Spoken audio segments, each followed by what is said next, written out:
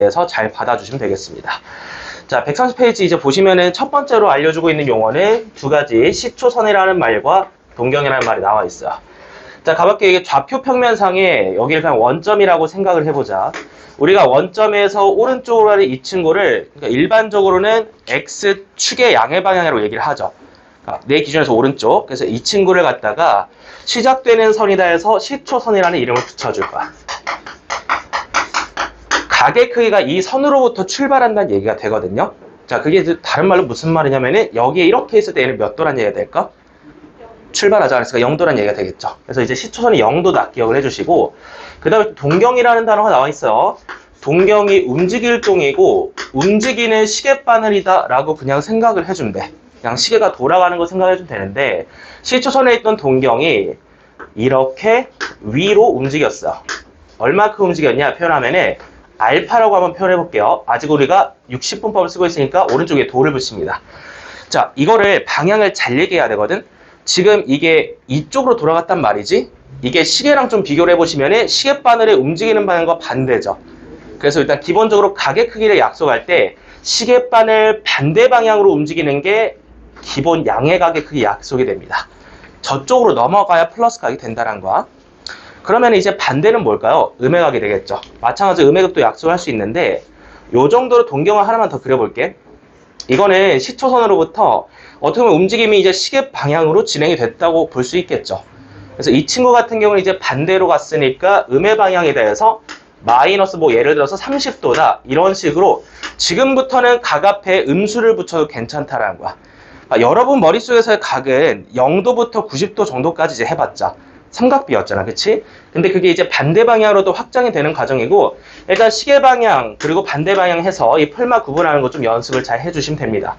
자, 이렇게 해서 우리는 이 오른쪽 시초선이 존재함을 알고 있고, 거기서 출발한 동경이 이쪽으로 넘어가거나 이쪽으로 넘어가서 각의 크기를 형성한다. 여기까지 봤어. 두 가지 용어 괜찮죠? 자, 그럼 그 다음에 나오는 용어는 일반각이라는 표현입니다. 이건 어쨌든 각에 대한 표현법이 되는데, 각에 대한 일반적인 표현 방법이다 생각을 해주면 되고, 이거 설명하기 전에 두 가지 용어를 좀 볼게요. 이 OP를 방금 동경이라고 설명했는데, 동경을 여러분 눈으로 보시면은 일단 지금 위치가 확인이 될 거야. 그러니까 동경이 이쯤에 있겠다. 이거를 위치라고 하죠. 그래서 여기 좌변에다가 동경의 위치라고 한번 써볼게. 눈으로 보고 인식했을 때 이 위치는 무엇이랑 같지 않습니다. 그게 뭐냐면은 동경의 위치는 각의 크기와 항상 같지 않아요. 자, 이게 무슨 말이냐? 시초선에서 뭐 요만큼 돌아갔다고 하자. 눈으로 보기에 뭐 대충 60도다. 그럼 내가 얘를 60도라고 한번 해볼게. 그러니까 지금 시초선으로부터 시계 반대 방향으로 플러스 60도 돌아가셨다. 요거 플러스 60도 괜찮니? 근데 이제 위치를 60도라고 인식은 할 수 있는데, 사실은 이제 이 동경이 어떻게 움직여서 어떤 과정을 거쳐서 이 자리에 서게 됐는지는 우리가 몰라요. 결과만 보고. 예를 들어서 이렇게도 된다는 거지. 시초선으로부터 출발을 하셨는데 한 바퀴 돌고 다시 왔을 수도 있잖아. 그치? 아니면은 두 바퀴 돌고 다시 왔을 수도 있고, 아니면은 시초선으로부터 반대 방향으로 한 바퀴 돌아버린 다음에 다시 이만큼 왔을 수도 있겠지.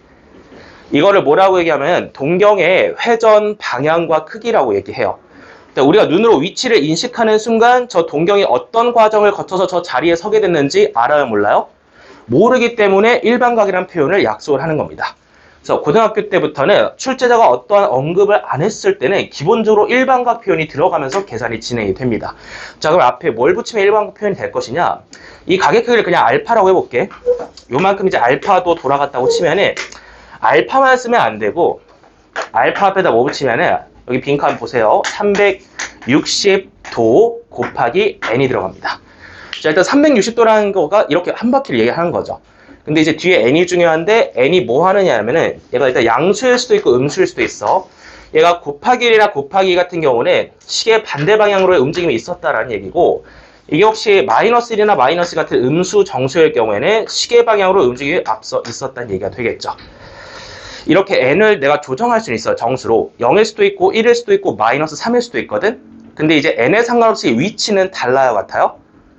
결과적인 눈으로 확인하는 위치는 모두 똑같죠.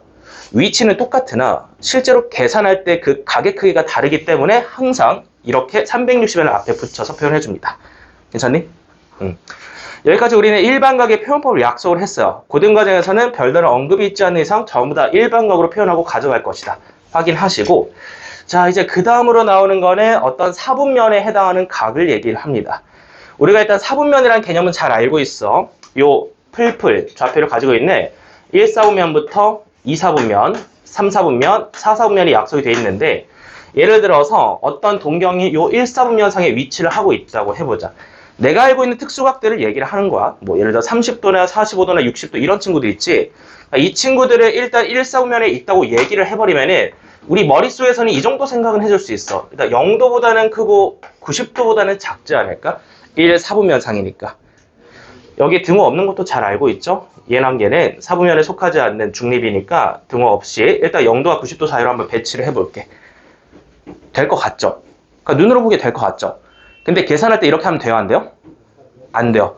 동경을 언급해서 계산할 때는 앞에 반드시 뭘 붙여야 돼? 방금 배운 대로 일반각 표현을 붙여주셔야 돼. 0도와 90도 사이에 있는 게 1사분면인 건 맞거든? 근데 실제로 계산을 진행하실 때는 앞에다 회전 정보를 담는 360n을 반드시 붙여서 서술을 해줘야 된다는 겁니다. 여기까지. 그래서 1사분면이었고 나머지는 다 똑같아요. 막 예를 들어서 3사분면 같은 경우는 180도와 270도 사이가 되잖아. 따라서 일단은 머릿속으로 180도 생각하고 270도 이렇게 가져갈 수는 있는데 별다른 언급이 있지 않는 이상 전부 다 일반적인 가계 표현으로 앞에 360n을 붙여서 이렇게 더하는 식으로 표기를 좀 해주셔야 됩니다. 여기까지 일단 사분면에 대한 가계 언급이 되어 있을 때 표현하는 방법이었어. 나머지 이제 빈칸도 채워보시면 되겠고, 자 이제 마지막 개념이 매우 중요합니다. 마지막 개념은 동경을 하나를 보는 게 아니라 두 개를 같이 볼 거고 두 개가 어떤 관계에 있는지를 연습해 볼 거야. 자, 총 5가지로 진행이 될 텐데 일단 용어 언급을 좀 해볼게. 동경, 시계바늘이 두 개가 있는데 이 동경 두 개가 갖는 가계 크기를 각각 알파 도와 베타 도라고 일단 얘기를 해볼게. 알파, 베타가 지금 뭐다? 동경이 갖는 가계 크기야. 그거는 무슨 각으로 표현할 거다? 일반각으로 표현하셔야 된다. 이렇게 표현이 될 거야. 그때 출제가 이렇게 얘기를 해요. 이 두 동경이 위치가 일치한다 라고 얘기를 합니다. 그러면은 동경 OA라고 할게. 이거를 알파라고 하고 또 동경 OB도 있는데 마침 위치가 일치하는 거야. 그럼 이때 알파와 베타는 무조건 같은 각일까요? 아닐 수 있겠죠. 위치랑 가계 크기는 다르다 했잖아. 그래서 내가 예를 들어서 얘를 45도로 보는데 45도일 수도 있고 아니면 360도 더하기 45도일 수도 있는 거잖아. 회전 정보가 없으니까. 그래서 계산을 통해서 알파, 베타를 수정을 하게 되는데 자, 앞으로 일치라는 말이 눈에 보이잖아. 그럼 무조건 일단 빼셔야 됩니다. 그러니까 빼냐 더하냐의 문제거든. 위치관계에서는. 일치라는 단어를 보면은 두 동경의 가계 크기를 뺀 다음 이 결과를 보면 되는데 어쨌든 똑같으니까 결과가 몇 도가 나오시겠어? 0도가 나오겠죠. 근데 이것도 그냥 0도라고 쓰면 돼? 안 돼? 안 돼. 서로 몇 바퀴 돌아가는지 모르기 때문에 이 연산 결과도 마찬가지로 앞에 360 곱하기 n 더하기 0도꼴로 표현을 해줄 수 있다는 거야. 자, 그래서 앞으로 기계적으로 가는 거야. 두 동경이 일치한다. 두 동경의 가계 크기를 어떻게 하라고? 빼라고. 빼서 그 결과를 몇으로 두면 돼? 0도라고 두시면 돼. 360n 더하기 0. 자, 그 다음으로는 두 번째 위치관계 한번 반대를 살펴볼게. 반대 같은 경우는 이제 정반대다라고 이야기를 합니다. 정반대는 몇 도도라는 걸 얘기하는 거지? 180도죠. 180도인데 그냥 눈으로 보기에는 일단은 이 정도야. 이렇게 한번 날려주시면 돼요. OA가 여기 있을 때 이제 OB가 이쯤에 위치하게 있는 거고, 자, 눈으로 보시면은 이 정도를 알파라 했을 때 이 노란색 동경은 시초선으로부터 항상 시작되는 시초선으로부터 몇 도 돌아갔다고 얘기할 수 있어? 알파에다가 몇 도를 더한 거야? 180도만큼 더 돌아갔다 얘기할 수 있는 거지. 그래서 여기에서는 베타를 180 더하기 알파로 또 취급을 할 수 있는데 실제로 계산할 때는 서로 뺀다 인식을 합니다. 자, 서로 반대다라는 얘기가 나오면은 서로 뺐을 때 결과가 360도 곱하기 n 더하기 180도가 남는다면은 이렇게 연산을 할 수 있다. 이게 바로 두 번째 정반대 위치입니다. 괜찮니? 두 가지는 없지 않아. 일치하거나 정반대에 있는 친구, 이 두 가지 글자를 보게 된다면은 일단 두 동경을 빼라고 얘기를 했고요. 그 결과가 0도면은 일치하는 거고 그 결과가 180도면은 정반대에 있는 관계다. 시각적으로 보고 이해가 되죠? 자, 그 다음 이제 세 가지는 대칭성에 관한 얘기인데 매우 매우 중요합니다. 왜냐면은 이 대칭성이라는 거는 뒤에 가서 이제 삼각함수를 실제로 정의를 하고 또 그 삼각함수의 각의 변환 공식이라는 게 있거든요. 그러니까 뭐 n이 뭐 짝수일 때 홀수일 때 뭐 바꾸냐 안 바꾸냐 이런 게 있는데 그거를 그냥 외우는 게 아니라 이해를 통해서 가려면은 이거를 먼저 베이스로 까줘야 된다는 거야. 자, 그래서 이것도 마찬가지로 첫 번째 동경 알파를 1, 3에서 2쯤에 한번 잡아볼게요. 반직선 OA 동경이 이 정도 날아가고 있다고 했을 때 이 각의 크기를 알파라고 해볼게. 근데 얘를 X축에 대칭이동 하겠다라는 거는 밑으로 이런 식으로 내려가겠죠. 그래서 OB라고 해볼게.